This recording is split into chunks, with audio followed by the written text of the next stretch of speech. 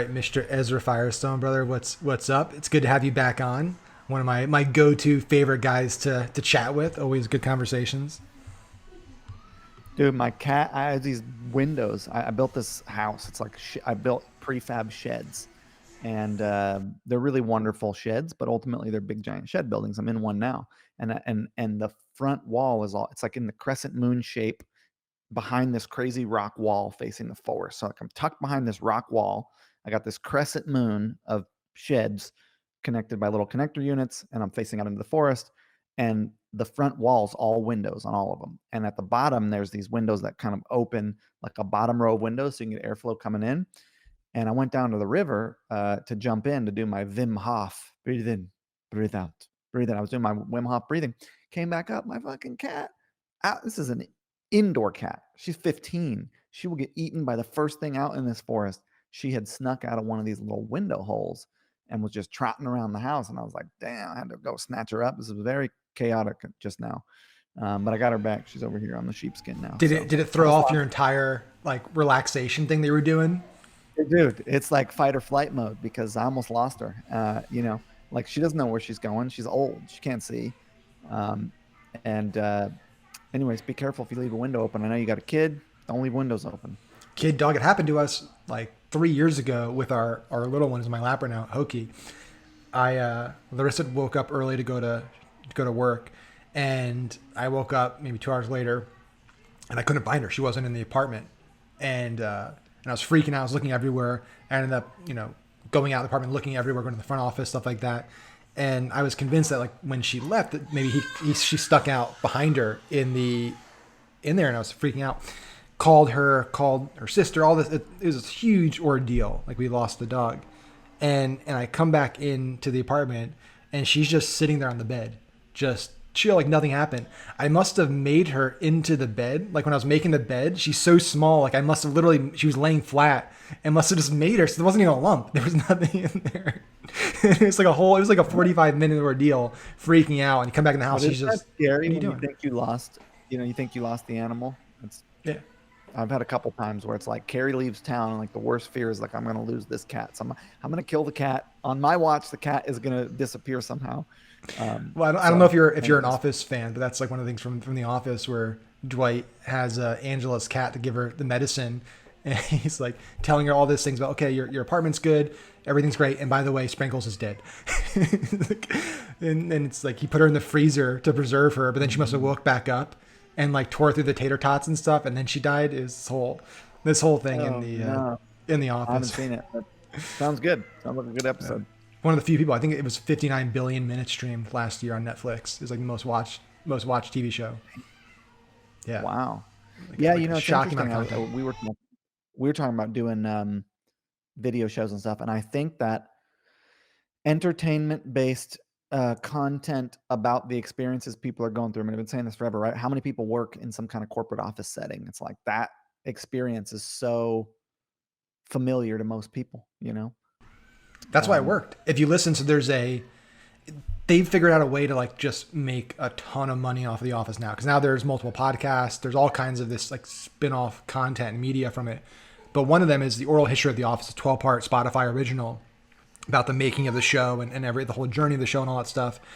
And they said, like, they talked to executive producers, the writers, the staff, the actors.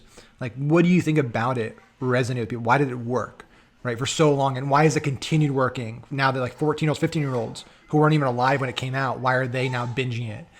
And it's because it's just like real people. Like it's a mockumentary about just real people doing real kind of trivial things every day. They're just working. And it's the real drama. It's authentic, and everyone can relate. Like there's that like awful boss who's just terrible, and there's that weird guy that works next to me who does all this annoying stuff, and there's this couple over there that's always fighting and bickering, and people feel an attachment to it because they can relate to it. Yeah, it makes sense, man. I got to get into it. I've never seen it, so I got to get into it. I feel like, I don't watch much TV these days, but That's I'm true. I interested. figured I don't see you as like a big TV guy. We didn't have television forever, and now in this is the first time we have a TV. I would watch stuff on my computer, here and there. I like watch movies or whatever, but I actually have a TV now.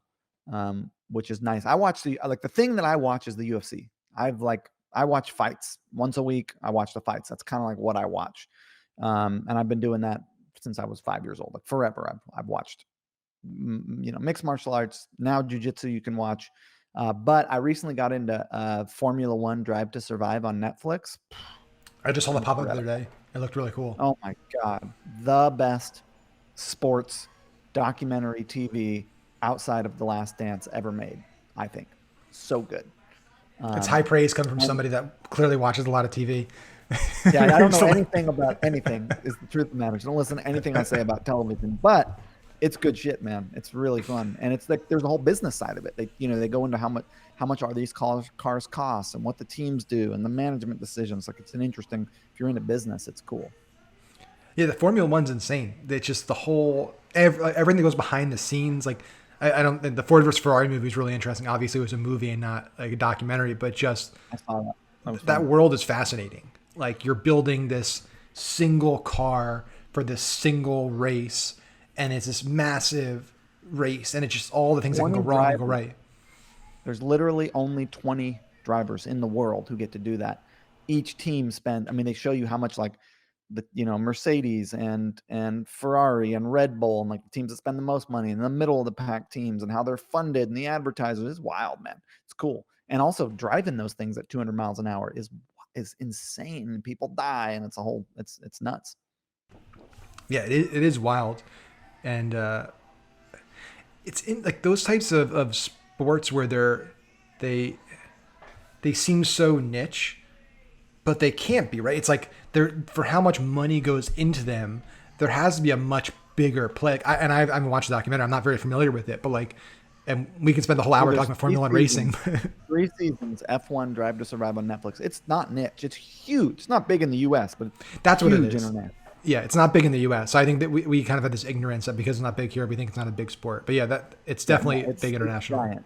It is giant, and it's cool, man. I'm into it now. I don't think I want to quite go to a race because it's like when you stand around and watch cars drive. I mean, yay, but I like to watch it on TV. Let's put it that way. Can we talk about? I'm curious about your thoughts on this. Let's go back 2 steps to the fighting, because I know you have your mat back there and you're super like passionate about it. The host, like the narration of the commentators on it, like Joe Rogan, for example. Did you ever think, like, as somebody that's you obviously have the personality brand, and we've talked about you want to do eventually more content and stuff, like like 2021, that Joe Rogan is one of the most influential people in the world who's interviewing the biggest names in the world. Like, I don't know what I love him because I watch it all the time. I don't know what it is. I've tried to put my finger on like exactly what it is about him that caught such a nerve. Like the Fear Factor dude who also comments on UFC happens to now he's interviewing, presidential candidates and government officials and Elon Musk and all these, amazing people for 3 hours. He's getting them to block out 3 hours of time with them, 4 hours of time with them.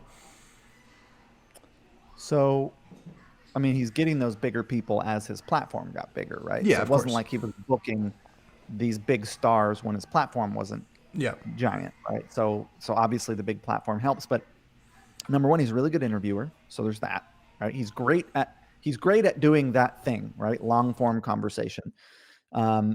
He has this overlap of comedy, fighting, and podcasting, and he's got like the whole community from the fight world, which is a really rabid, sort of engaged fan base of 18 to 36-year-old men. He's got the community from the comedy world, which is a similar group of folks. And then his podcast has grown and he brings on a whole bunch of different people. He's doing fighters and scientists and, all kinds of people. I mean, I don't listen to it that much, but I listen to a lot of the ones that are with MMA fighters. Like he did one with Francis Ngannou a while back. I listened to that. Like I'm a very big fan of mixed martial arts. I have been. I grew up doing judo, boxing, wrestling, jiu-jitsu. I trained at Cesar Gracie's when Dave Terrell was still a purple belt, like when Nick and Nate Diaz first walked in the door. Like I have a a, a long-standing history and connection with that sport. And I like interviews with fighters. I don't only watch his show when he interviews fighters. I watch other shows that interview fighters. Like I like that. I like knowing the stories behind the fighters, and I follow them, and I know what camps they train at. And I'm like an actual true super fan of the sport. Like I know a lot about what's happening in the sport. My brother bets on the sport all the time, so listens to betting podcasts about what's going on and what camps people's are from, what's going on in those camps, and all that kind of stuff. But do I think it's surprising that Joe Rogan is as famous and popular and successful as he is? No, I think somebody's going to be that person with the platform. And he had this confluence of events where he had this exposure to the right audiences at the right time. And he put out really good content consistently. And he, over time, got people who had mass exposure to come be a part of his platform. Like he just played it perfectly.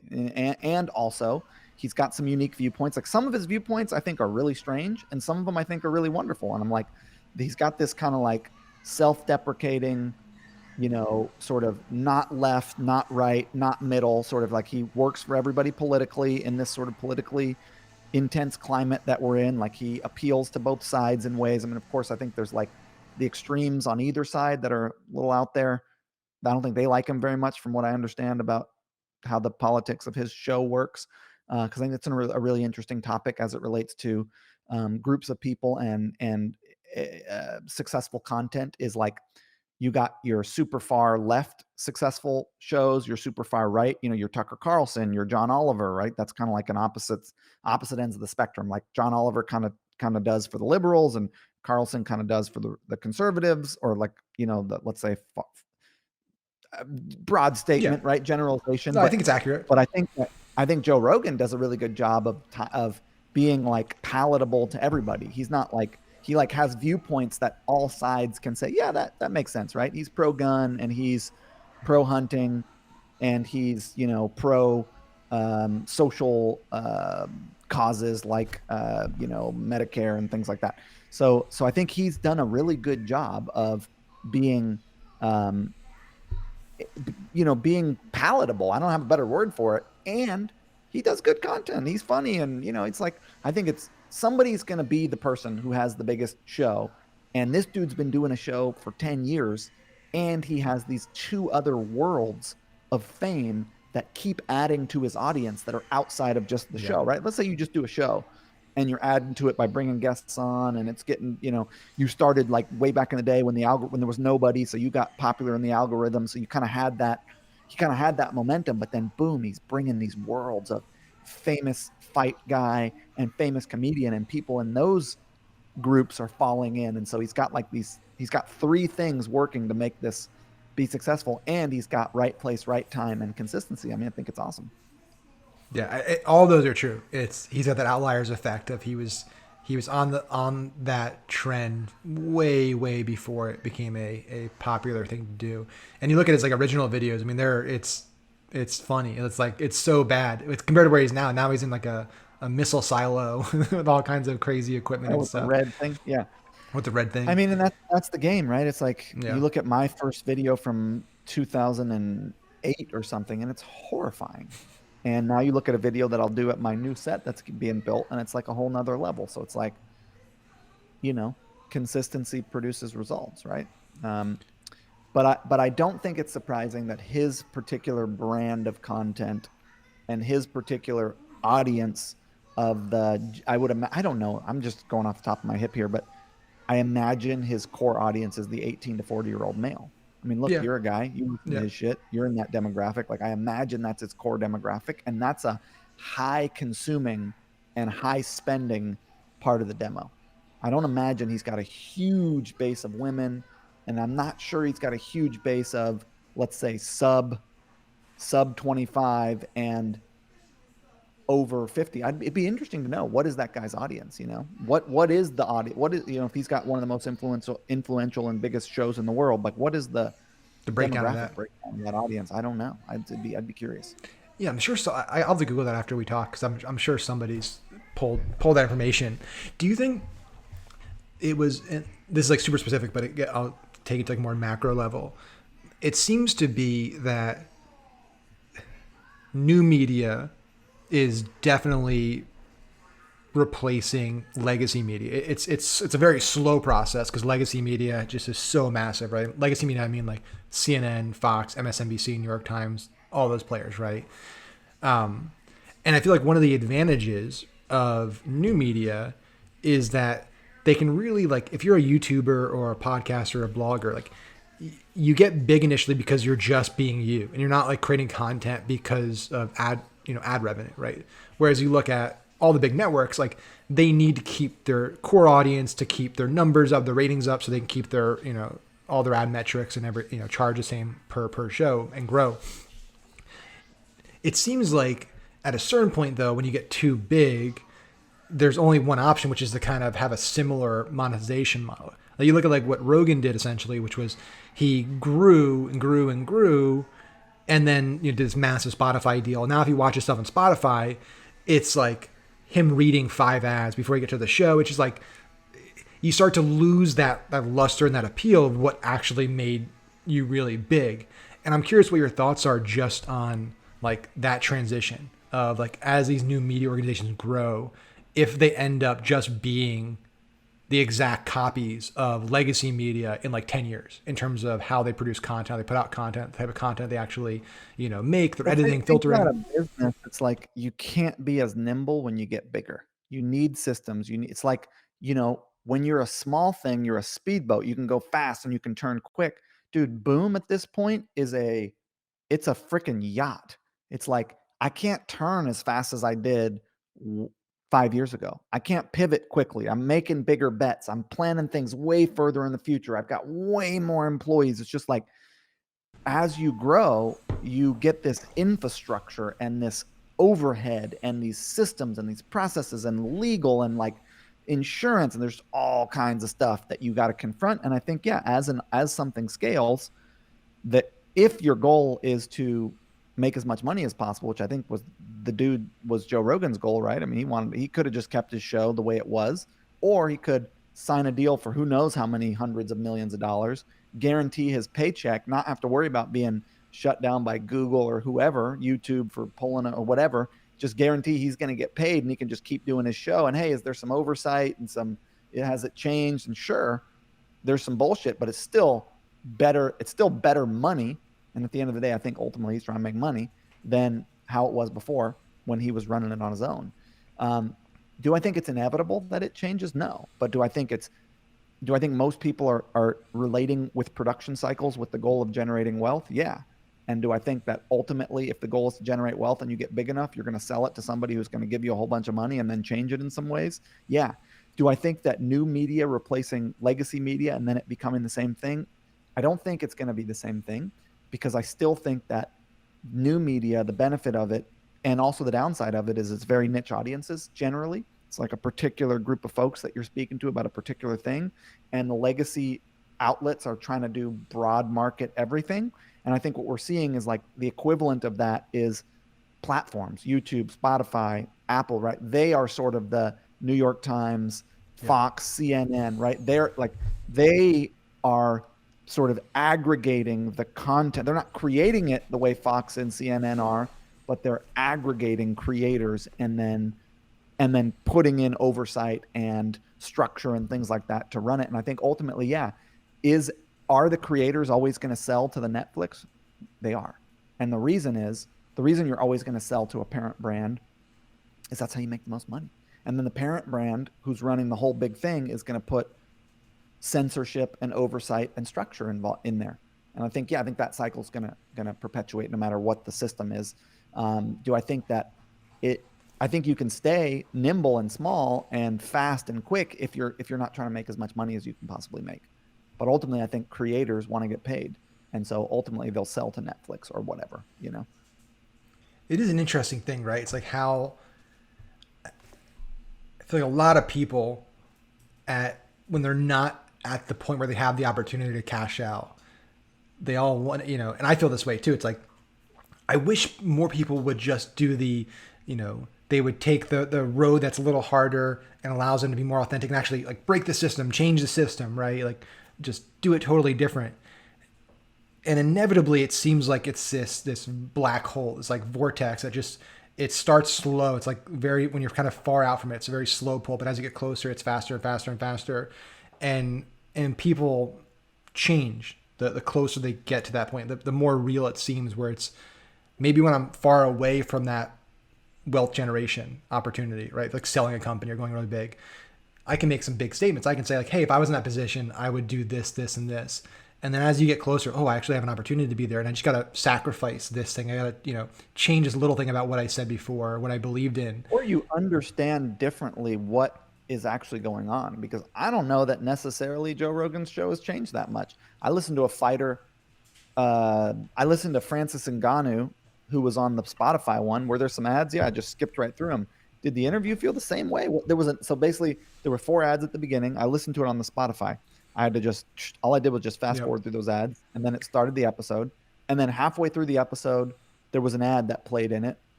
Otherwise, it seemed like the same type of show to me. It's like, all right, dude got paid. Now he's on this other channel. I don't use Spotify, so it's like hard for me to figure out even where to go to listen to the thing. So I figured that out. I don't know how much it changed. I don't know. I mean, maybe it changed a lot. Maybe Spotify is oversighting and censorshiping, and who the fuck knows? I don't know. But yeah, that's the change. Not him. It's the changes. Like after like a month there, all of a sudden there was Spotify employees threatening to walk out because of things. And I'm sure he put things into his contract. I'm sure he had his lawyer put stuff in there that basically said like, I get certain level of creative control. Like, if you're going to try to force me to do stuff, I get a buyout or something where I can just walk away. But yeah, that's the challenge. I think that's the thing. It's not so much that he changed. It's that once you make that decision, right, to sell and take that payday, there are some strings that come with that. You give up control. You give up control. Yeah, you give up control. And ultimately, I am building assets to sell them. I'm not doing except for the influencer business that we were talking about. That's just a run for fun and profit. But any other asset, I'm building to sell. But most folks who are creating content are not doing what we're doing, which is running businesses on the side, right? Like I can be free with my content, say whatever the fuck I want, talk about what I want, focus on what I want, put it out on social, amplify it, whatever. But I'm not relying on that as the only way to make money. That's a side hustle for me. But imagine it was your only way to make money, and Netflix was like, hey, we'll buy this hour of content that you created from you for $300,000, but you got to change this, this, and this. You're going to be like, okay, sure. Yep. Because I need money, because I need to monetize my creative outlet. And it's like, I dig it. It's tough out there for a creator who's not an entrepreneur, who's literally just trying to monetize their content via sponsorship or some other way, or by selling it outright. I mean, it's a harder model if that's your only model, and you are way more at the effect of the market forces and the political climate and the culture and all that stuff.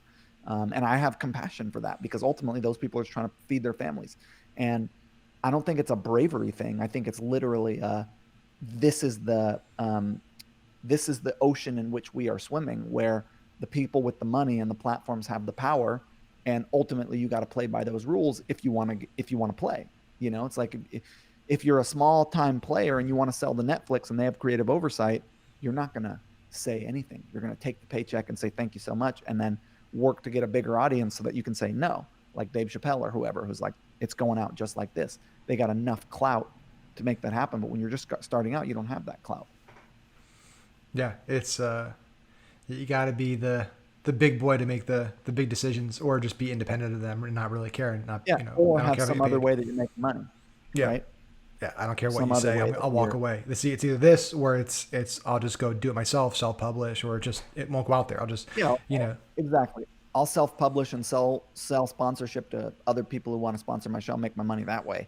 And like what Rogan's model was, I imagine, before Spotify. I don't know much about it, but I imagine he sold sponsorship to people he liked, put his content out on organic social means, Apple, whatever, and then made money by monetizing it through sponsorship. I think that's how he did it. I mean, he could have launched a bunch of brands. Maybe he did actually with that supplement company that he's always talking about. With On It, yeah. So he's pretty involved with them. He's our number one ad, because we run the performance for them. So It's Oh, everything you with run their Rogan in ads? it. Yeah, everything with That's Rogan in funny. it crushes, and it's Well, I mean, the but it's most like everything. influential guy. It's like night and day. It's like we just need more Rogan. It's like so we've tried to make everything else work, and it just his stuff. It's not even close. It's like it's crazy. Can you imagine having that much influence, dude? It's insane. I mean, would you? It's Here's a question: would you want that much influence? Would you want to be recognized in every airport? Would you want to have to every time you go out, people know who you are, and or you can't go to the grocery store? You know what I mean? You can't take a piss in a hotel. Like you just can't really live because everybody knows who you are and feels like they know you and wants to talk to you. It's like we experience this a little bit in the internet marketing space. It's like I get people coming up to me next in the urinal stall. I started going into actual bathroom stalls so guys won't try to talk to me in the urinal. I'm like, yo, dude, like I'm holding my cock, like I'm trying to go to the bathroom, like, give me one and it's minute. like on the one hand, it's flattering because it's like, hey, this is actually working. Like the content I put out and the courses I teach and the stages I speak on, like people are getting value from it and they want to engage and relate, and I think that's wonderful. But people don't understand boundaries in general, right? Or they don't necessarily have the same standards around boundaries as you might. And imagine that permeated your whole world. It's like I go to a marketing conference for a weekend and I deal with that. Okay, fine. This is a little subculture. People know who I am in this subculture. I have deliberately created that, and hooray that it has worked. And thank you that, universe and all that shit, that like this hustle of becoming an internet marketing influencer actually worked out. And it's been a wonderful part of my life and I like it. But if that just permeated your whole world, I don't know, dude. I have mixed feelings about that. Larissa and I talked about this a bunch actually, especially with the thing like what's happening now with like Meghan Markle and Prince Harry and this Oprah, like all this stuff that's happening there, right? Where it's just this huge cluster. So part of I feel bad for people who became famous doing something that they wouldn't expect to become famous for. Like they just happened to build a company and be like Jack Dorsey or people that like I'm just a business person. Like I started a business and all of a sudden I'm famous because I have one of the biggest companies in the world. Like I have a little more sympathy for them because their way to make money wasn't to get people to buy t-shirts of them and like album tickets and stuff. I have a hard time feeling like, sure, I feel sympathy at a certain extent because it must suck to like everywhere you go, you're trying to go get a Starbucks and it takes 45 minutes because you have to get swarmed. Like it must suck, right? But it's also like, it's hard to say I make $50 million a year selling merchandise and, tickets to my shows and albums and stuff and streams. But I also don't want you can't have the fans that you take their money from to build this massive empire. But then also say like, when I'm out anywhere, the fans can't approach me. I don't It's feel hard. sorry for them who created it deliberately, right? Hey, you created this exposure for yourself deliberately, and it's how you support your life.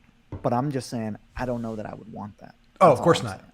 Yeah. I agree with that. I think like, I don't feel sorry for people, but I also can like, I can feel sympathetic to an extent of like, that just must suck. I can empathize. Like that's Imagine gotta if be you're The an Rock, exhausting bro. life. Like, talk about somebody who's done the whole appeal to all groups better than almost anybody, except for he got in trouble when he took the Democrat side in the election. Yeah. The Rock did. People forget about And that. people forgot about it, right? And it's like he's back to being loved by everybody. It's like that motherfucker.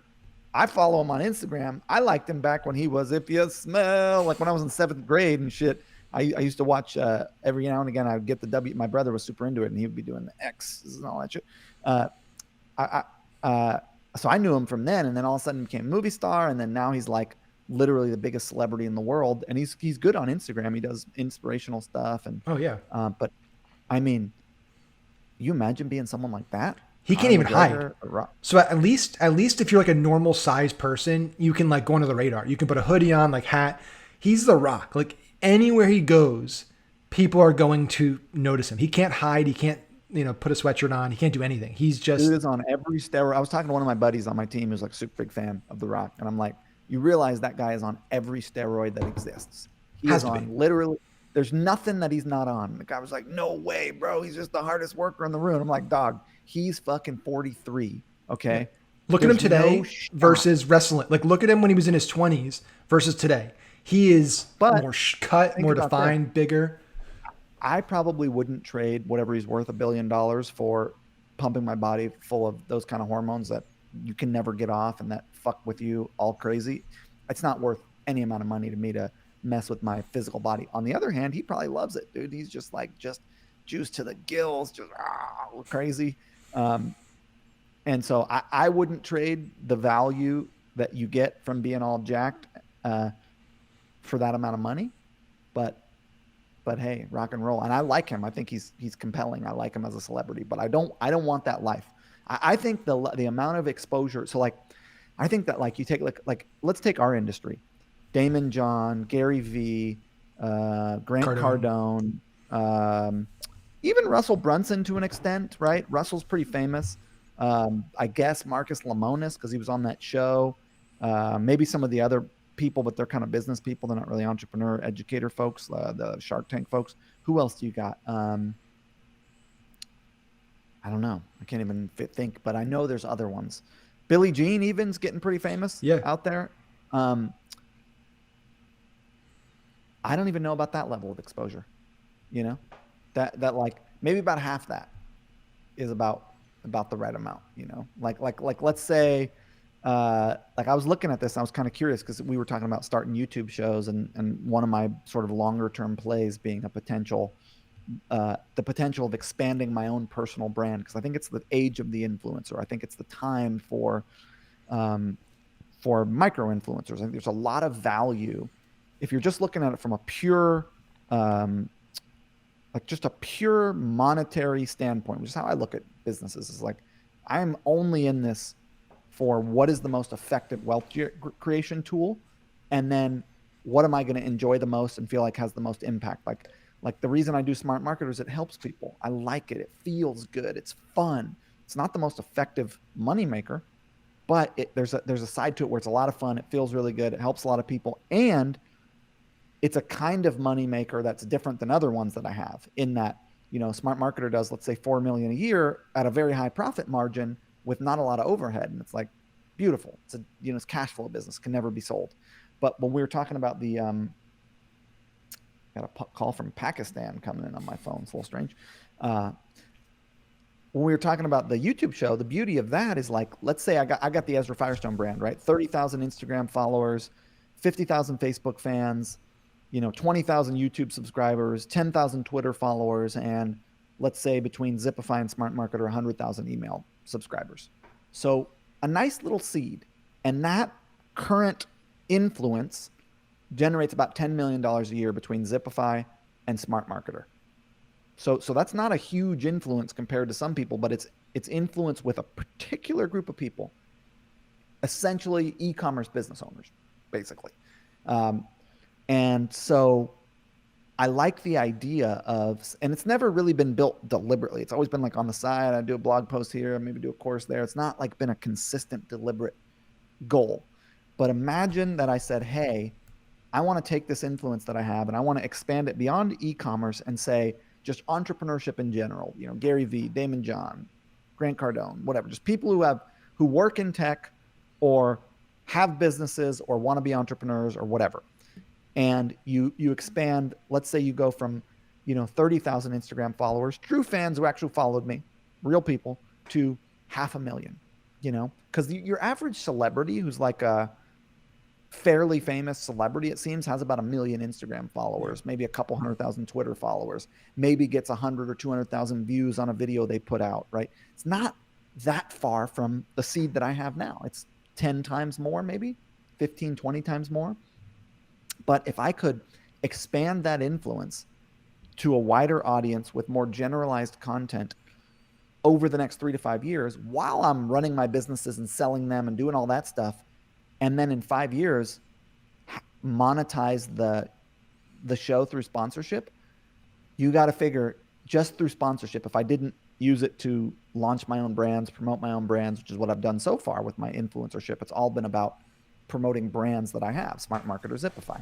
That's been the goal of having an audience to pay attention to me, is to add value to their life and then move them over and offer them the stuff that I have to sell. But imagine I just did it for sponsorship money. You got to figure a show like that can generate a couple $100,000 a year in sponsorship. Well, sponsorship has no overhead. It's just filming, you know, my guy to come here and film, and the same guy edits and syndicates out on YouTube, maybe a little bit of ad money, but it's like, In order for me to pull 300 grand a year in profit out of an e-commerce business, that thing has to make $3 million a year, you know? So the value of an audience who's actually paying attention to you is only going to get more and more as ads get harder and harder and as media gets more fragmented. And so I think there is a play for anybody who's interested in building an audience now. I think that's still a really, really smart play. And if I had been on my game, I would have started trying to build my audience 10 years ago when I started this whole thing. I was just kind of out doing it willy-nilly because I was running e-commerce businesses, and that was my main hustle. And it was the right move. I've made plenty of money, and I'm doing very well with e-commerce and software, and I think it was the right play. But I also think I could have built a much bigger audience by now if I had started doing it deliberately back then. But the question now is, because we talked about this like 2 weeks ago, but you just brought up something like a few minutes ago, which is like, do I want to be that famous? Right? That's the. I think the 500,000 subscribers on Instagram is not that. But the challenge is once you open Pandora's box, can you control it? Right? Like I don't know if like Rogan, like let's go back to the Rogan example. I think his goal was, I'd imagine his goal was like, I want to be really big and I want to have the biggest podcast. I'm sure he had big goals.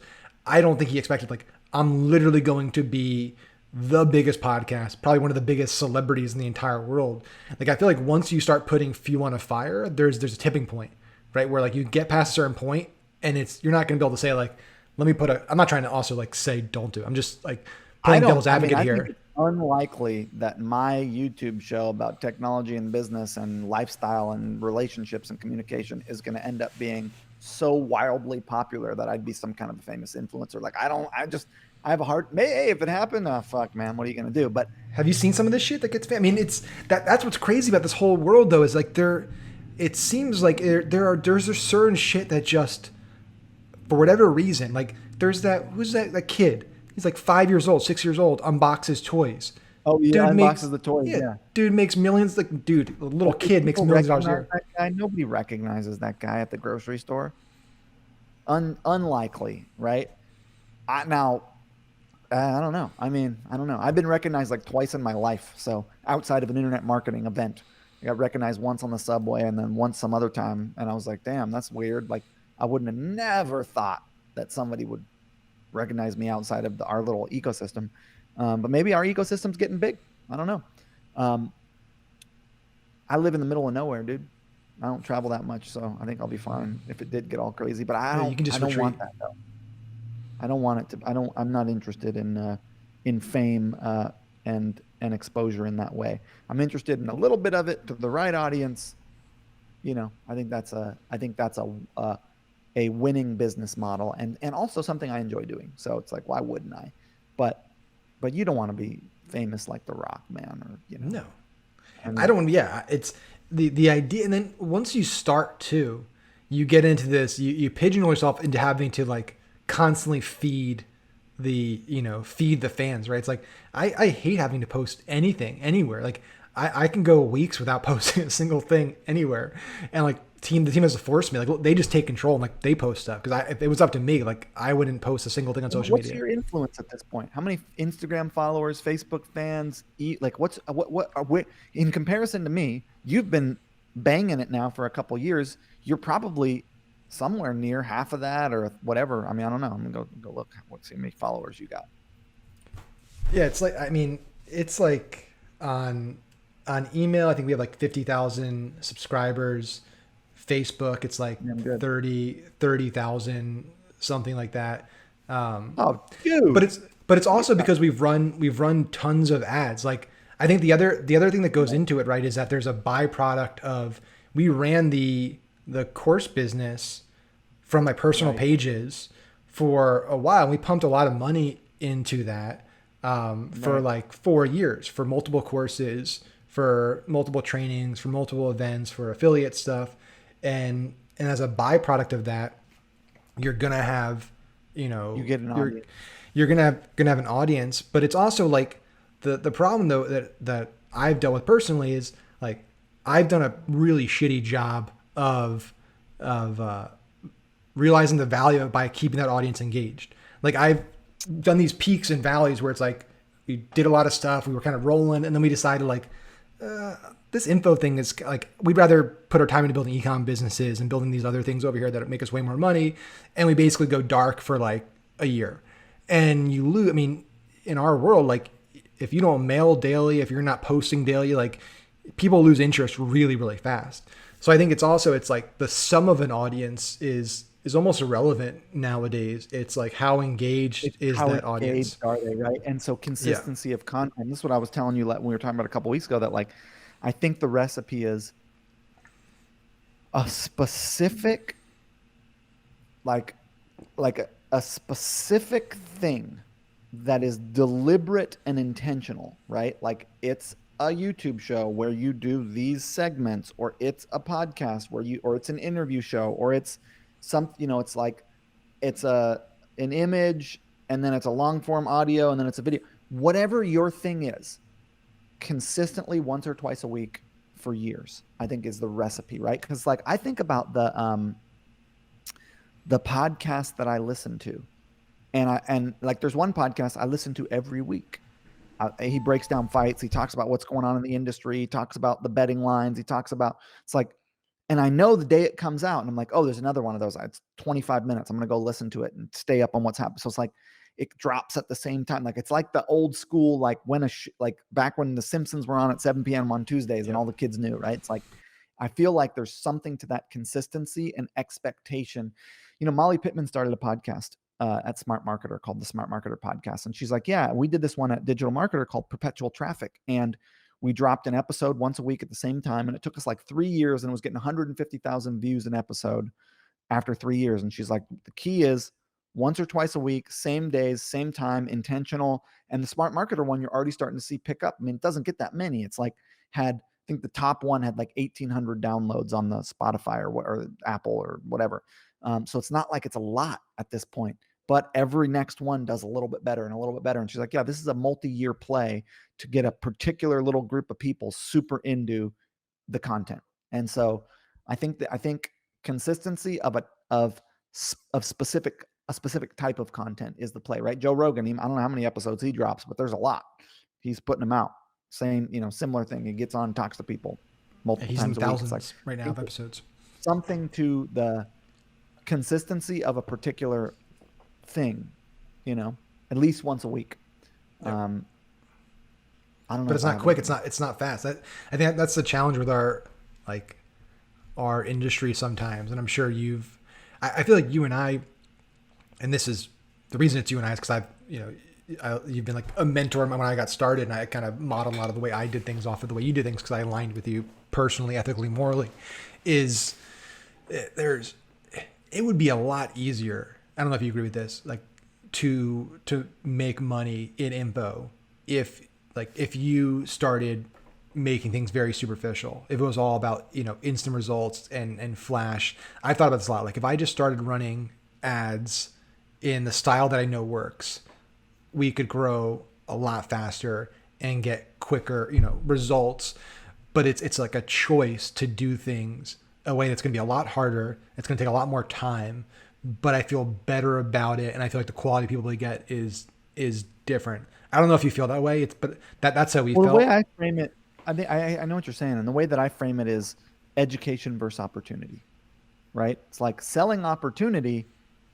That's a lot easier than selling, hey, come over here. Let me show you how to get rich. Let me show you how to make money. Let me show you how to, start a business. Let me show you, like it's easy to sell someone an opportunity.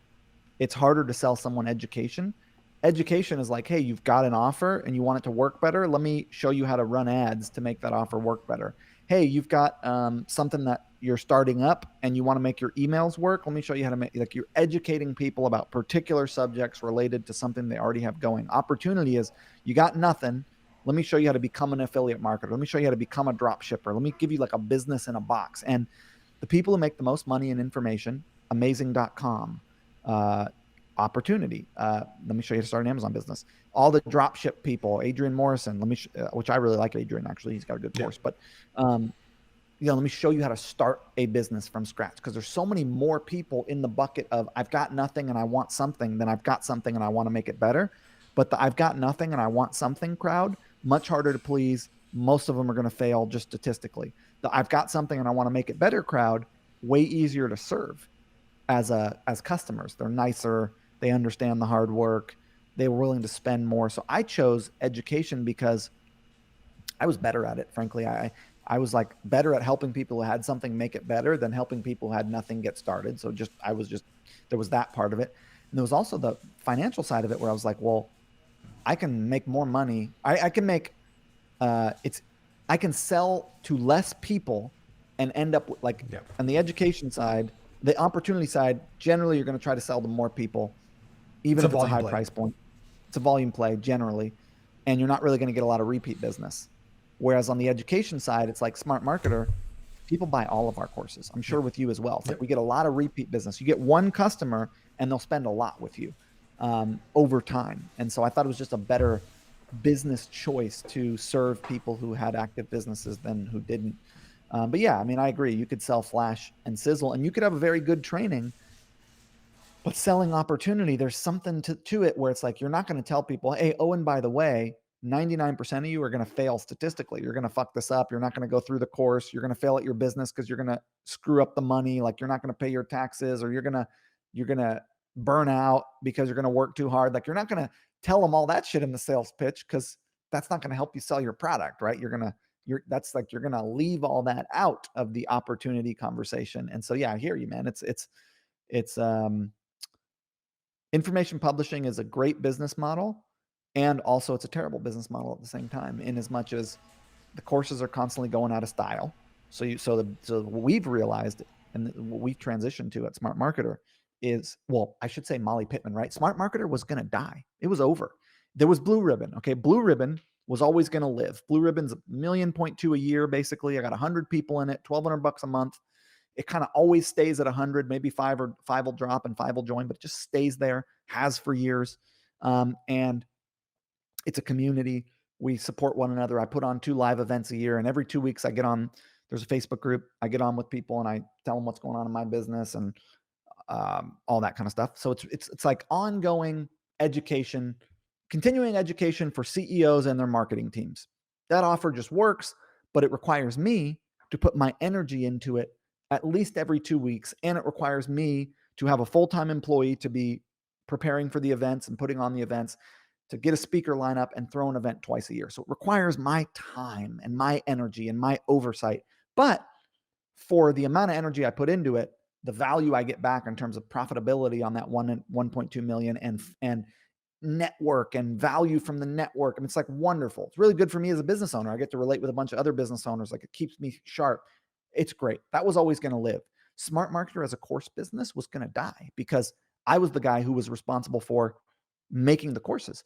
And I had, copywriters and designers and developers and project managers. I had the running of the business side, running the ads and building the funnels and writing the copy and project managing all that and doing the finances. All that shit I had team members for, but actually making the courses was falling on me. And dude, the last course I really made was the one that I think got most of, like, you and Shackelford and Pierre and a bunch of these other folks. It's like Facebook Video Ads Mastery in like 2015 or something, right? It's like my flagship advertising course that was at the time groundbreaking. Now it's just like what everybody knows. But that's like the last course I really did, because I was busy with Boom and busy with Zipify, and I have time to make courses. And the downside of information businesses is you got to keep that shit up to date, which is why what you do with the community and the updated content and pay me every month is like a much smarter model. I have high-end continuity with Blue Ribbon. I didn't want to launch low-end continuity, so I just left it alone and would do standalone courses. So I was like, I'm shutting this down. Like, I can't keep up with this. And then I realized I'd done a course with Molly, and I was like, she's got a lot of appetite and interest. Why don't I just let her run this company and give her the CEO position and let her run the vision, and I'll still finance it and be behind the scenes and provide strategy and show up on the podcast and all that and use the team that we already have. But like, she can really run the content creation and vision. And so basically what she figured out was this mentorship structure where Twice a year, she teaches this course live where, she teaches a module and then she does a Q&A module. So two 90-minute sessions a week she does for 16 weeks, and then she waits 16 weeks and then she does it again. So she commits to doing that.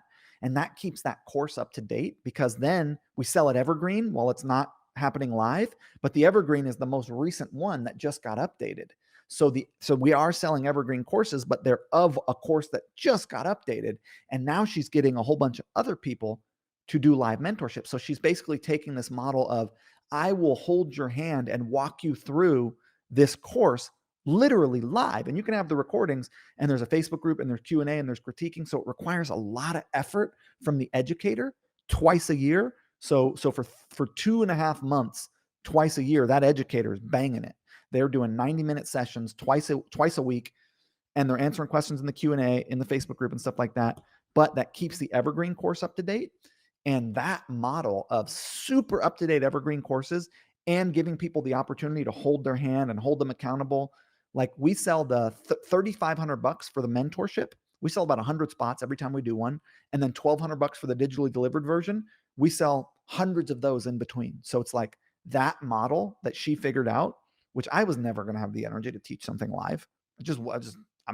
She doesn't have to run the business though. She just has to teach and do strategy and do content. She's not like operationally responsible for the other stuff. And so I think she's really figured out a winning model for information publishing for courses.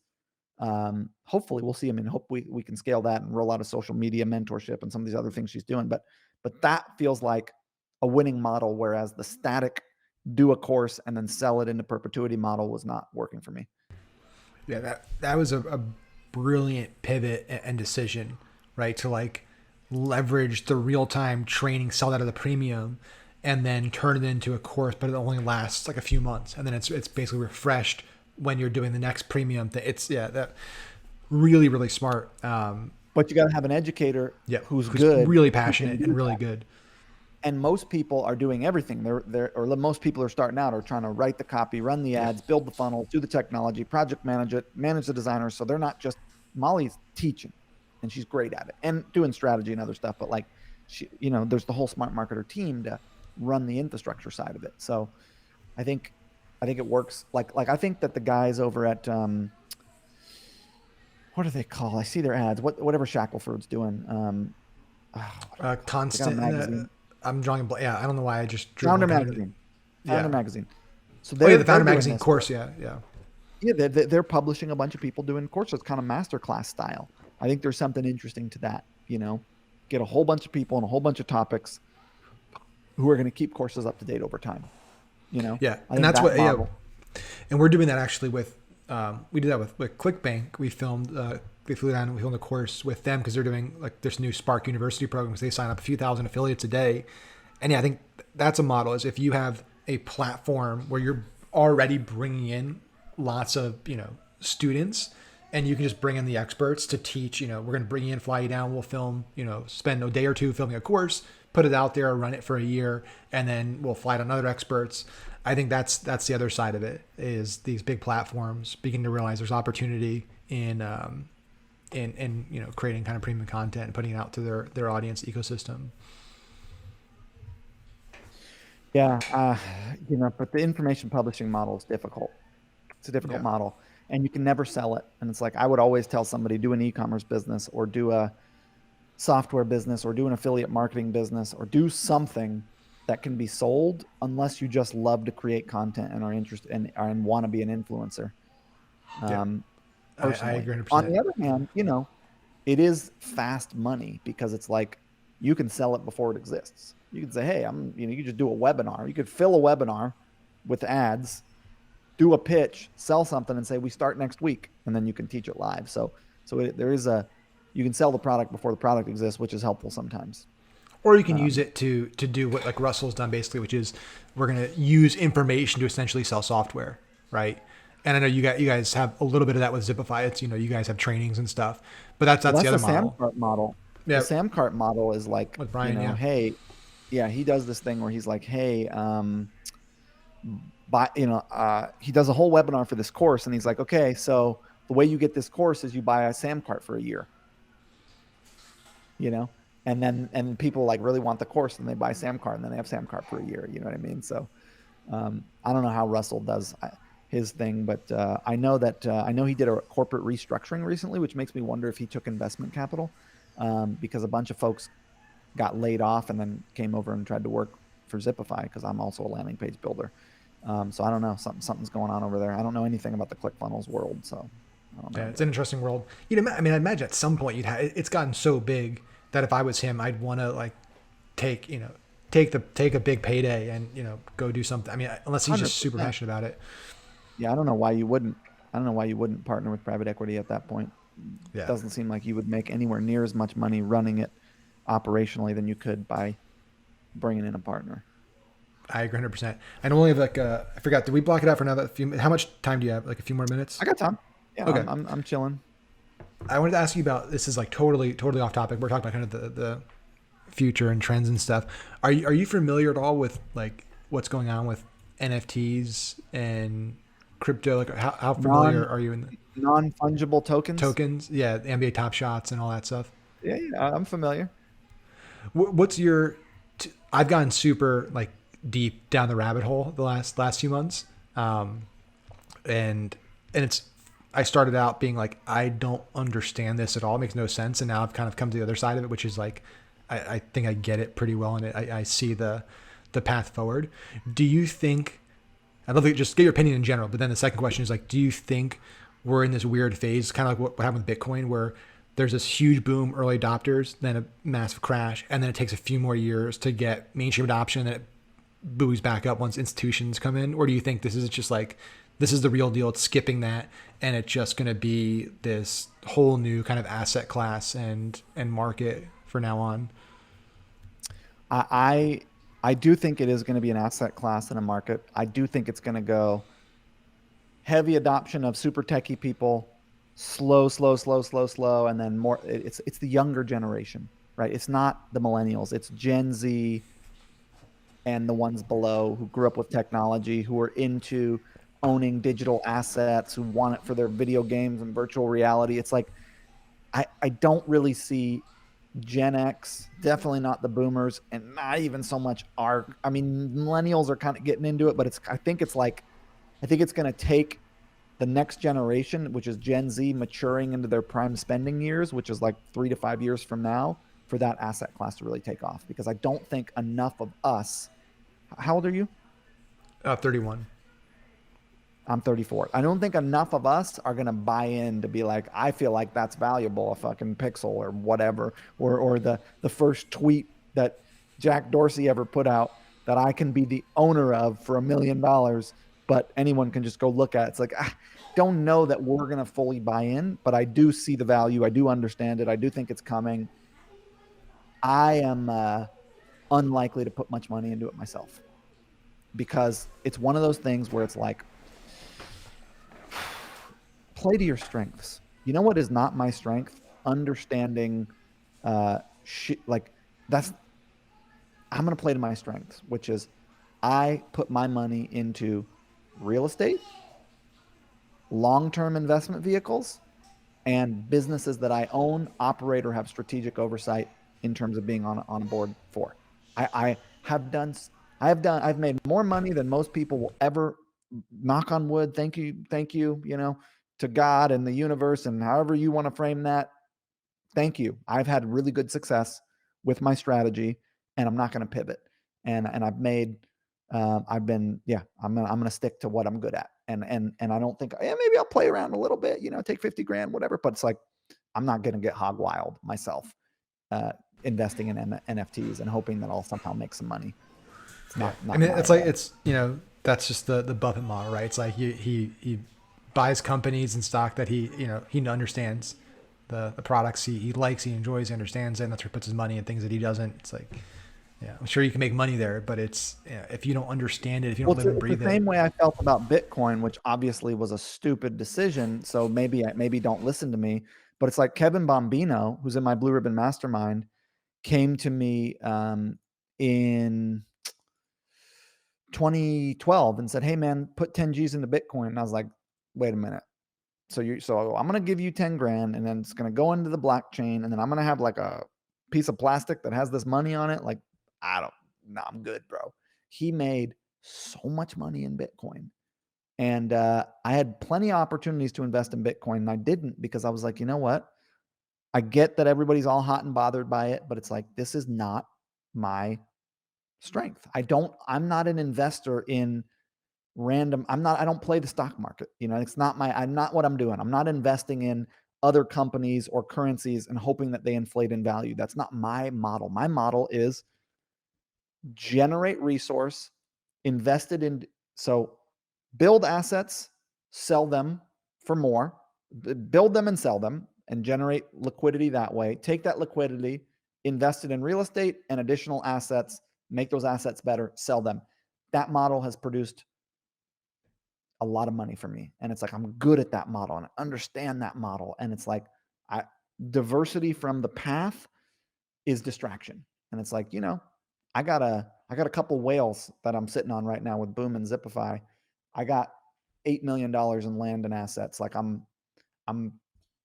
doing well with not including those business assets, right? The business assets are worth a lot, but they're not worth anything until you monetize them. So you could argue Boom is worth $60 million. Well, it's like, theoretically, the actual land and houses, that's guaranteed worth X. The business, there's much more liquid market for that. Yeah.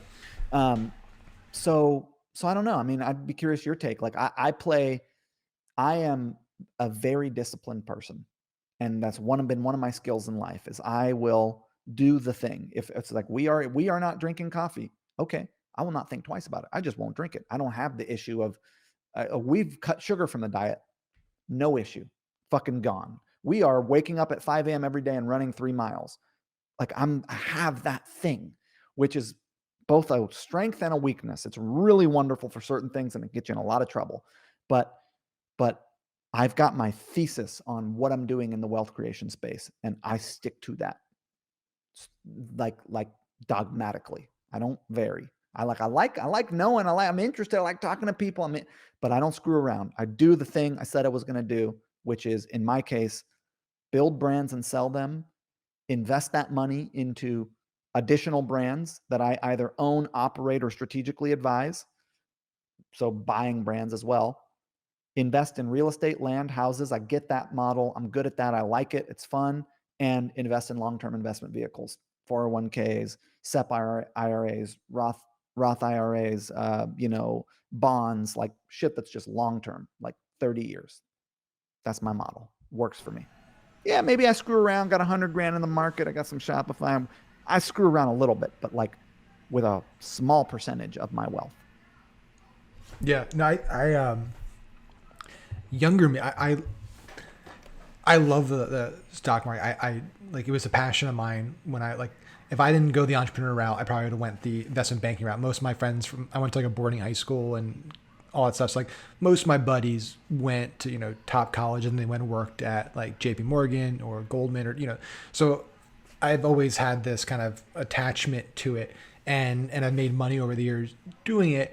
The older I've gotten and the more I've just seen, the more I've come to believe, not even believe, I believe this is a fact. Like it's just statistically a fact that over the long run, it is nearly impossible to beat the market.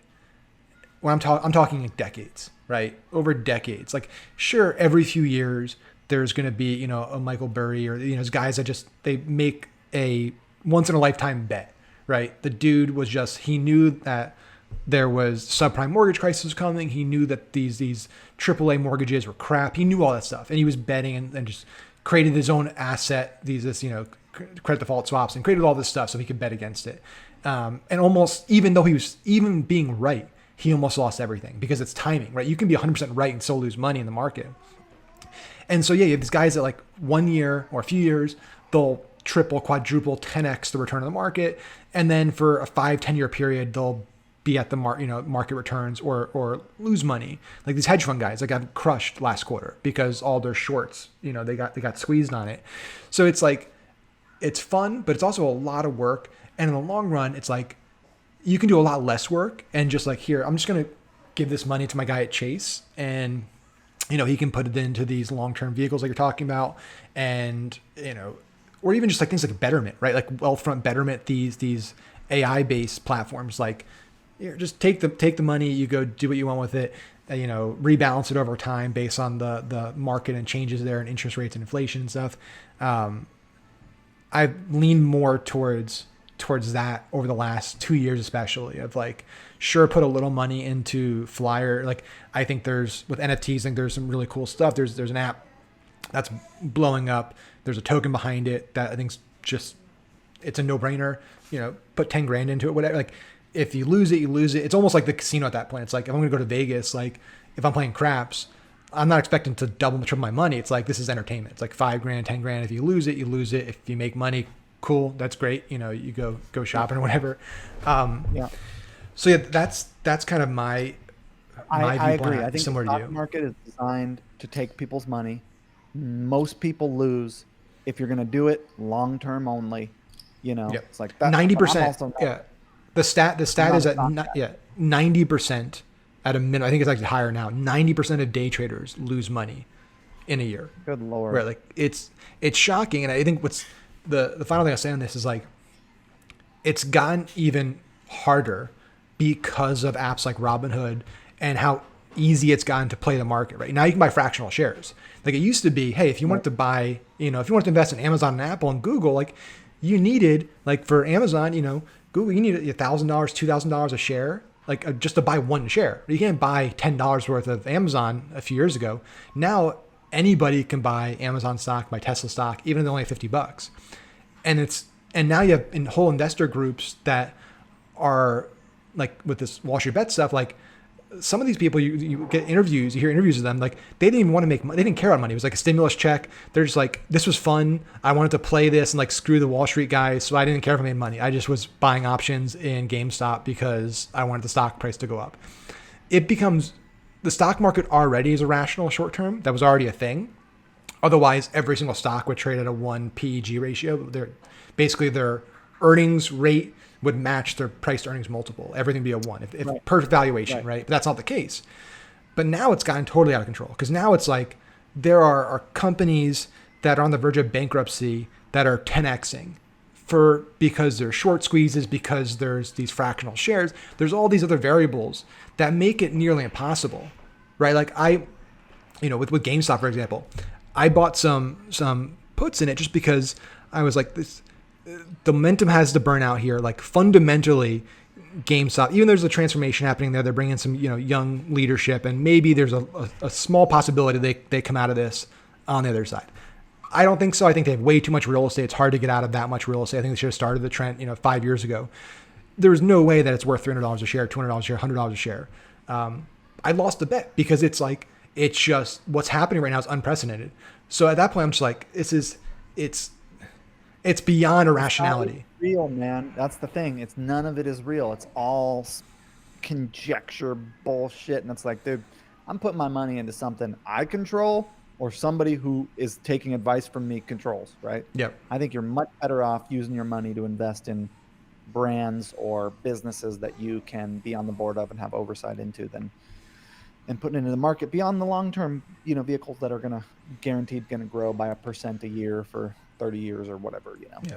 Especially if you're already doing what we're doing. Like, when I sit down with our guys at Chase, it's like, listen, what you do day to day is high risk. Like, you've already put a lot of your eggs into the high risk basket. You're running your own business. You're investing your time and money. Like, your day to day is high risk. Enough risk profile. Yeah. Your investments shouldn't be high. Like, your investments should balance it out. They should be on the conservative side, high risk over here, high reward. And then when you have those high rewards, you put it over here, and this is a conservative play. This is your nest egg. The goal here is to replace, all of your costs of living, basically make it so you don't have to work, like, just with the income from it. But that's not sexy. Like, that's not going to get people excited. I don't want to hear about that, but it is the smarter play. Yeah. It's a smarter play. I feel strongly about it. I don't have any non-fungible tokens at the moment. We'll check back in a few years and see where things are at. Well, because I've looked back on that with Bitcoin. I have buddies that bought it in 2016, 2017, and they said, you should buy it too. And I was like, no way. First of all, I didn't really have the money to do it, but it's hindsight. It's like I know guys that have made, $1 million, $5, $10 million. I didn't buy I almost put 25 grand into Shopify when they first came out. That'd have been worth $1 million now. I didn't do it. Easy. Yeah. I was like, I don't really know about stocks and fuck it, man. But I had literally like, I was like this close. Like I got 25 G's. I could put into it. If I lose it, okay, whatever. If I don't, it would have been $1 million in just free money. But at the same time, would that have got me down a rabbit hole of trying to invest in other stocks, thinking Probably. I knew what I was doing, losing a whole bunch of money? You know what I mean? Like, what would that have created on the other side? It's like, in the time since that happened in 2015 versus now, I've made plenty of money, so I'm not worried about it. But you know, I don't know. I think stick to your strengths. I like that. I think that's a good place to wrap it up too. It's just like, if you're listening, it's there are sexy things to do. There are things that have this huge, seemingly huge upside, and it can feel like on social media that everyone is winning, right? Like it can feel like right now that everybody on Reddit made money with GameStop, like that everyone has made money with this. But the reality is, most got crushed. Like most have lost money. Most bought tons of option contracts that are worthless. I think it's a balance. It's your business, your what you're investing your time and energy building. That's your big payoff. And then using that capital to preserve wealth and build wealth over time, playing, a 10, 20, 30-year game there is the safer play, the less sexy play. But I think in the long run, the probably the most profitable play and most likely to be profitable. Absolutely. I'm with you 100%. So where do you want people to, I know because now you got so much stuff going on, and just like anything that the kind of the plug zone, like what do you want people, I know there's so much stuff. You got Zipify, which we use. We got you can't see it, but our little belt up there. We're huge fans of One Click Upsell and Zipify pages. Use it for all ecom brands. You got your all the courses with Molly. You got your personal stuff. You want to start growing. But where should people go? Where do you want people to go? Follow me on Instagram. At Ezra Firestone. Follow me on Twitter at Ezra Firestone. Let me just see this. Let's see. I'm on YouTube. So Instagram, Twitter, I think are the best places. YouTube, I'm there. Facebook, I'm there. And if you follow me on social, you'll see all my stuff. I think Instagram's the most fun social because you get all the stories and behind the scenes type shit.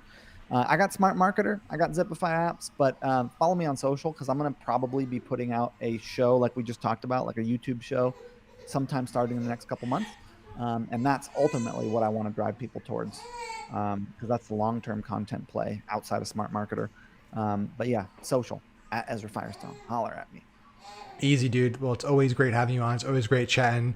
And like I told you many times, but I'm like other people that have, heard this or they're new to the show, Ezra, I'm always incredibly grateful. Given my first speaking opportunity ever years ago, and just forever grateful for the opportunity you gave me and the friendship, mentorship. You were a young up and comer, man. You were new on the scene. I was like, this guy's going places. I better get him on my stage. See, if only you bet on Bitcoin the way you bet on me, then you'd be I know, good. that was the thing, man. Well, I mean, listen, hey, I think you paid off more than Bitcoin, right? You got me on your show. You tell people I'm good. I feel like that's like, a friend over an investment any day. So I'm going to use that as a testimonial now. Max has paid off more than a Bitcoin return, and just show a percentage graph of if you invested in Bitcoin. Cool, awesome, man. Well, thanks. This was fun. Glad to be on, and I enjoyed this. We'll talk soon. Have a good one. See you guys. Bye.